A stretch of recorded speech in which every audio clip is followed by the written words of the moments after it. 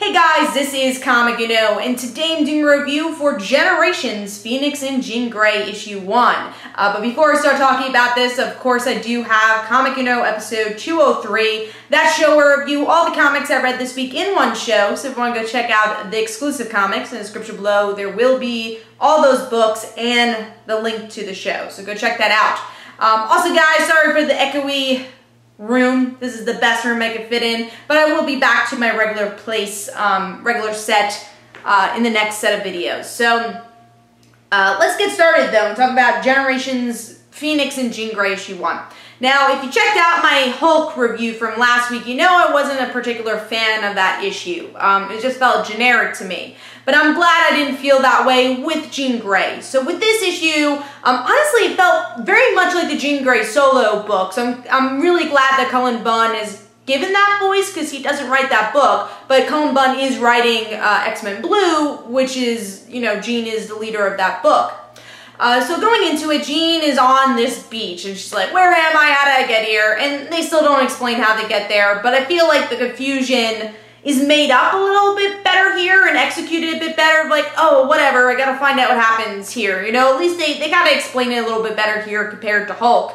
So we get to see Jean comes face to face with other Jean, Jean the Phoenix Force Jean, and our present Jean, or this is hard, our teenage Jean is fearful, of course, because this is exactly what she's been trying to avoid in her ongoing series. Literally every issue is about her trying to avoid the Phoenix, and now she's coming face to face with the Phoenix, but also her biggest fear, her older self, becoming that. So she ends up meeting with Jean, and she just spits it out and says, hey, you know, tell me about the Phoenix Force, because that's exactly what she's been doing in her ongoing book, is like, tell me about the Phoenix Force. How do I stop it?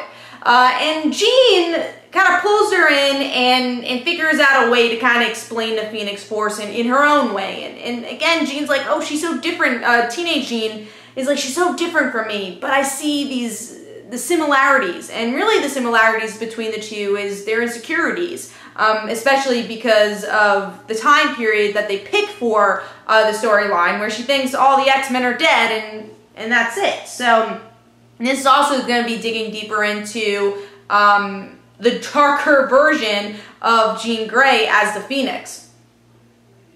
We're on the cusp of that storyline. So we get to see Jean show or Phoenix show how powerful she is by going to space. And teenage Jean is like, wow, this is happening right now. And you see that she just wants to show off her power. It's not really to be a hero because Galactus comes to this planet. And it's really just to show that she could go up against Galactus more than trying to help these people from their planet being eaten by Galactus. And Jean sees that. She sees kind of this corruption happening with the Phoenix Jean. And she doesn't want to tell her, but she does. So there's this moment, this really powerful moment where Jean's like, do I tell her? Do I tell her that she's gonna, you know, have this big moment in X-Men history, a big bad moment in X-Men history? It is going to change who the X-Men are in the future. So does she warn her that she's gonna be the villain of the story? And Jean has that moment, and the Watcher comes in and says, hey, you're gonna change history if you do this. I won't say how, if it's gonna be positive or negative, but you will. So Jean has the power, her inner power, to say, no, I won't tell her, and we're just going to make this play out. And the Watcher says, see, you just learned something. Because you did that, you know, that was kind of your inner strength and why you're different from that other Jean. So really interesting issue, and this is what I want from these Generations issues, this really strong character-driven story that only these two characters' discussions will change a point of view of the other character, you know, the main character, usually being the legacy character, at least what we've seen in these two issues. So next issue is gonna be Wolverine and all new Wolverine, so it'll probably be in Laura's point of view. So really interesting stuff though, because we haven't seen Teenage Jean interact with Jean at all, and we didn't really see Totally Awesome Hulk interact with Bruce Banner Hulk either. So these have been interesting. Now future ones, there are team-ups that we've seen in the before, so I wonder how they're going to counter that. But this was a story that needed to be told. You know, it was a really interesting character story, and again, this is what I want to see with Generations, these interesting character profiles and just discussions between these two characters, and adventures too. So overall, I'm going to give this one 4.5 stars. Really enjoyed it, and hopefully we get to see a good mixture for the future Generations issues, and Hulk was just kind of a one-issue thing where I didn't like it.